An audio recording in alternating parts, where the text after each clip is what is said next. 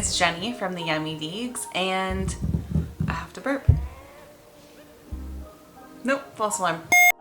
I just got home from work and I have been craving, like, for days, spinach and artichoke dip. I spent some time on the interwebs and I was trying to find like the easiest but also best vegan recipe for spinach and artichoke dip, and I stumbled across this one and I was like, oh, this looks really good. Tons of high reviews, let's make it. And then I saw there wasn't that many ingredients. I was like, cool, this is dope. And then the first ingredient is like melty, gooey mozzarella. So you have to make it yourself, which I get it. Like, I've made vegan cheese before, and especially when you make it from nuts, which this recipe does, I do think it adds like a little something something compared to just vegan cheese you buy in the store. So I was like, do I make it? Do I just do the lazy thing and just buy diet cheese and make it with that? And then I figured, what would be helpful for y'all? We are going to make the recipe as prescribed, making the vegan cheese from scratch and putting that in the spinach and artichoke dip. That's number one. Then we're gonna make a second one using diet cheese, because I think diet cheese is generally found at most grocery stores. They have a mozzarella version. It says it melts good. And then we're gonna make a third version of the spinach and artichoke dip, because I guess I just don't like to relax. But it's gonna be with Miyoko's mozzarella cheese with cashew. The plan is to see, do we actually have to make our own mozzarella cheese? Does it really make that big of a difference? If it doesn't, does the cashew-free diet cheese, like, some people are allergic to nuts, so can you make it with the diet cheese and still have it taste good? Or do you really need like a nut-based cheese to do it? So if this is something that interests you, stay tuned. For the, and I quote, melty, stretchy, gooey vegan mozzarella, you only need 7 ingredients and 15 minutes, although I bet it takes me longer. The first ingredient you need is raw cashews. Raw cashews. You were supposed to soak these for 4 hours. If you have a high-powered blender, you don't need to do it, but like, it just helps make it smoother. I didn't do that because they're still in the package.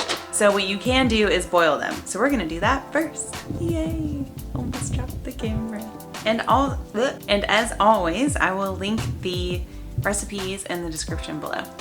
This is what you can do to soften your cashews. You need about a half cup, of cashews. And then you cover them with water, and then we're just gonna boil them for about 10 minutes. Our cashews have boiled for 10 minutes. I'm gonna drain this. And then we just need to add all of the ingredients for the cheese into your blender. We add the mostly drained cashews, a cup of water. Uh-oh, I hope my blender's big enough. Then we add, I love when recipes do this, 3 tablespoons plus 2 teaspoons of tapioca starch or tapioca flour. You guys know on my channel, I sometimes eyeball things, but I won't for this since they were super specific. Then we do a tablespoon of nutritional yeast, a teaspoon of apple cider vinegar, a half teaspoon of salt, and it says a 1/4 teaspoon of garlic powder, but like, come on, it's garlic. We'll do a half teaspoon. And then we're gonna wanna blend this until it is completely smooth. Okay, it says it's supposed to be really watery, which it is, and it looks pretty smooth, so I'm gonna call that good. Now we pour this smooth mixture into a saucepan over medium-high heat. The recipe says that the cheese will start forming clumps. We have to keep stirring and it'll continue clumping until the mixture turns from watery to a thicker, melty cheese sauce. The recipe says it takes about 5 minutes. You can serve hot or allow to cool and store in an airtight container in the fridge for 2 to 3 days. The cheese will get thicker as it cools, but will stay in a melty state. Oh my God, that was so fast. Okay, I think my heat's too high because that was not 5 minutes. Whoa. All right, we're gonna set this off the heat because, yeah, Now we are going to move on to the spinach and artichoke dip. We need to chop our onion. I'm halfway through cutting the onion and I forgot that sometimes it makes me cry a little bit. So that's all. We're gonna put our onions away till we need them. I probably could have cut this finer, but you know how we do it over here, bare minimum. Then we need garlic. This garlic's been sitting on my counter for like 2 months now, so we'll see if it's any good. Nah, that looks fine. And we will put this aside until we are ready to use it. This is probably pretty obvious, but we need artichokes. So we got marinated artichokes and we're going to chop them roughly. Here are the 3 cheeses. The Miyoko's mozzarella, the Daya mozzarella, and our melty, stretchy, gooey, ooey mozzarella.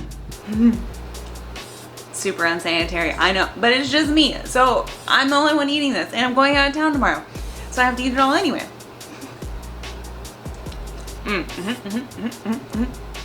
How good. To make this fair, we have to use the same amount of cheese in each of the 3 recipes. So I'm gonna use my handy-dandy food scale. Well, weight doesn't make sense. Because they might weight. No, I think we'll do weight. I know the densities are different. I get it. But the only thing I can do is the weight without like being insane. We have the oven going. It's preheating to 400. I'm getting so hungry. Can you guys tell that my food scale has like been through some shit? Don't come at me. I'm tearing every, whatchamacallit? Thing. What are these called? Plates, pans, pots, oven safe receptacle. Look at the difference. I think we need to do more volume based, so I'm gonna add more to this. Miyoko, Daya, melty, stretchy, ooey gooey, from scratch cheese. Now we're just gonna add the rest of the ingredients as evenly as possible.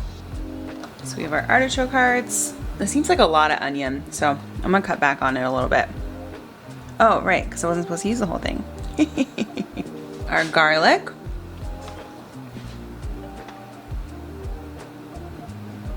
Spinach! Okay, so that's the Miyoko one.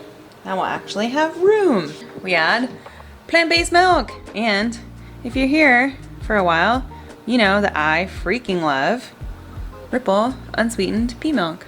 We just got pea milk on the floor. Some salt. We're just gonna do a little bit to start. Black pepper. All right, we need to give it a stir. Okay, well that's a stir.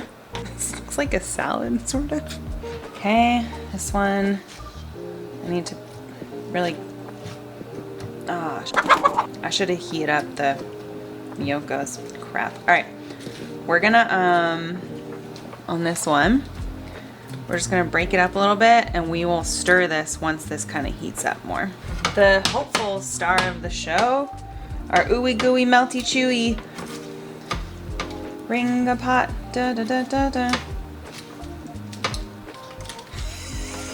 This is not stirring at all. So total bake time is 20 minutes plus a 3-minute broil. We're gonna put them in at 5 minutes and give them each a stir. Our 5-minute update. This is the Daya cheese one. Some of the cheese has started to melt. This is the Miyoko one. I don't know. And this is the ooey gooey one, and it honestly does look the best so far. So let me stir them all. Oh, you can't see it. So it does look the best so far, but I'm gonna stir them all up. The Miyoko is starting to like become less of a solid block. So that's a good sign. This might have been too big of a pot. Crap balls. All right, we're gonna switch it up again. I'm gonna put it in this guy. This is team all dirty dishes, you know? Okay, got most of the goods out. Still too big! I wasn't prepared, okay, for these small amounts. But that at least looks like spinach and artichoke dip-ish. Move on to this guy. You know what? This is also too big of a dish. Mother effer. We're gonna use this guy. Oh, now, you know what? This is looking pretty good. See? We're gonna put these in for 15 minutes and then give them another twisty turny splotchy. What? Spin. Stir. This is the Miyoko's what are you? The Miyoko's cashew cheese. This is the Daya. And this is the melty, ooey gooey, stretchy mozzarella. Oh yeah. Oh my gosh, it smells so good. This one looks good too. It's just different. I don't know why I said it like that, but it is. So we're gonna put them back in for a few minutes. Here are our finished, beautiful spinach and artichoke dips. I mean, they just all look so good. So this is the Miyoko one. I'm gonna move it into this dish because I just feel like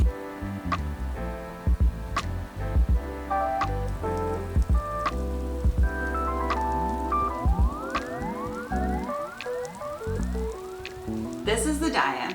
This is the melty, ooey gooey, stretchy mozzarella. And this is the Miyoko mozzarella. I toasted up some breads and we're just gonna, well, okay. Visually, they all look pretty good, although the Daya one looks like a little bit greasy, like more oily, but still looks good. So we're gonna start with the Daya.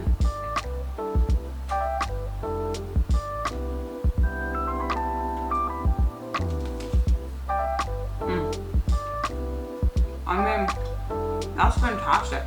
Now we're doing melty, ooey gooey, mozzarella, stretchy, wedgie. Let's just pretend it's no!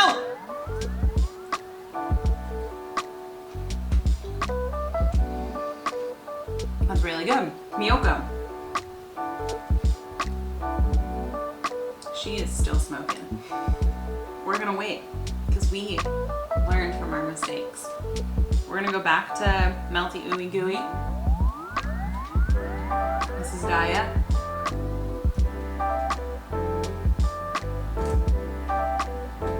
Both are really good. Like, I don't think I have a favorite. Okay, let's try this.